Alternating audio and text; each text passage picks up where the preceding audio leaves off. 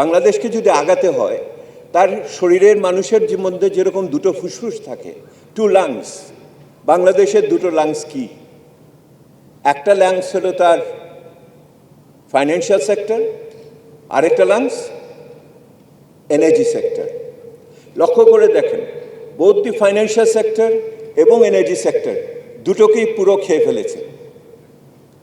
কে খেলো?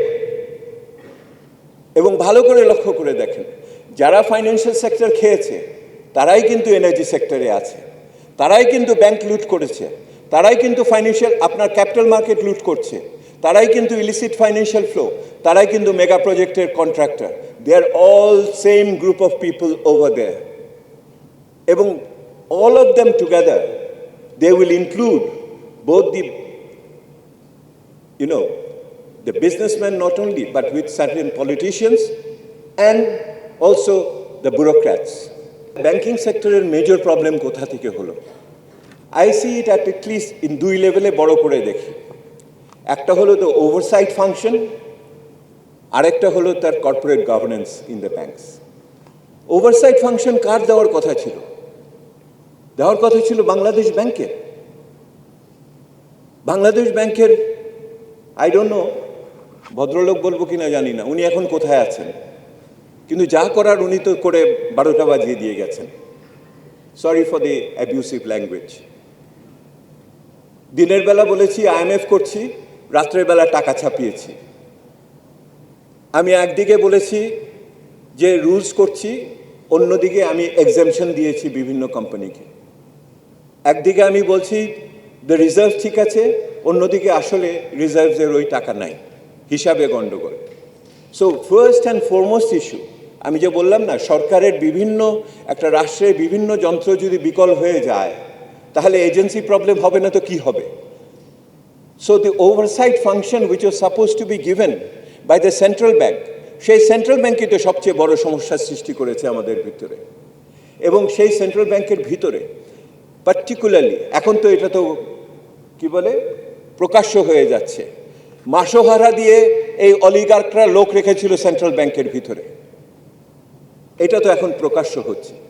সো আগামী দিনে যদি আমার রিফর্মসের শুরু করতে হয়, we can't ignore the oversight functions. আমাদের যাদের দেখভাল করার কথা তারাই যদি দেখভাল করতে না পারে তাহলে আমি কিসের রিফর্ম করব এটার ভিতরে?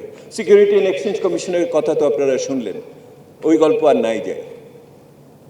দি আদার পার্ট অফ হলো কর্পোরেট গভর্নেন্স। কর্পোরেট গভর্নেন্সের ভিতরে আপনি লক্ষ্য করে দেখেন, এক তো হলো সরকার তার নিজের লোক ওখানে বসালো, এবং যেই সমস্ত ডাইরেক্টররা, আমার সৌভাগ্য হয়েছিল 96 থেকে 2000 সালে আমি জনতা ব্যাংকের ডাইরেক্টর ছিলাম। লেট ল্যামেন্টেড কিবরিয়া সাহেব সেই সময় প্রথম সেই সময় বাইরের প্রফেশনালসদের এইখানে ডাইরেক্টর করেছিলেন, এবং সেই সময়ের পরে এরপরে যে ডাইরেক্টরগুলো হলো এরা তো ওখানে ব্যবসা করলো বসে, ইউ নো দ্যাট।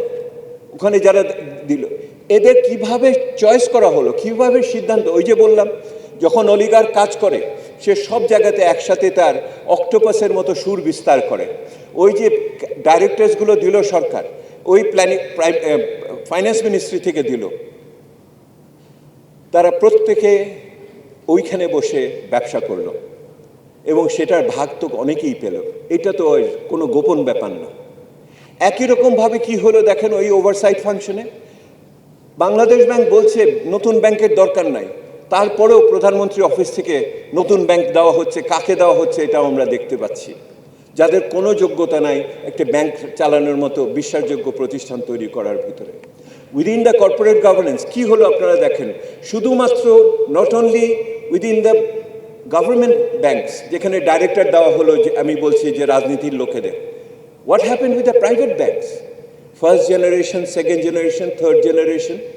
এবং প্রাইভেট ব্যাংকের ভিতরে আপনারা লক্ষ্য করে দেখেন কি দাঁড়ালো কি? আমি একটা উদাহরণ দিই। এই তথাকথিত ভোটারবিহীন নির্বাচনের গত পার্লামেন্টে আপনার যে ব্যাংকিং কোম্পানি অ্যাক্ট, যে ব্যাংকিং কোম্পানি অ্যাক্টের প্রথম রিফর্মসের আমি জড়িত ছিলাম। প্রফেসর ওয়াহিদুদ্দিন মাহমুদের ব্যাংকিং রিফর্ম কমিশন ছিল, আমি তার সদস্য ছিলাম সাইফুর রহমান সাহেবের আমলে। দেখেন আমার কিন্তু দুই সরকারের আমলে কাজ করার অভিজ্ঞতা হয়েছে, এখন তৃতীয় সরকারের আমলে কাজ করছি। তো দেখেন কি হলো ওখানে, একটি মাত্র একজন দাঁড়িয়ে বলল যে tenure of the directors, sponsor ডাইরেক্টরসকে বাড়াতে হবে, 2 বছর থেকে 3 বছর করতে হবে, আমাদের পরিবারের লোকগুলো একাধিকবার থাকতে পারবে, আমাদের যাতে বেশি সময়, বেশি মানুষ এবং বেশি দিন থাকতে পারবে।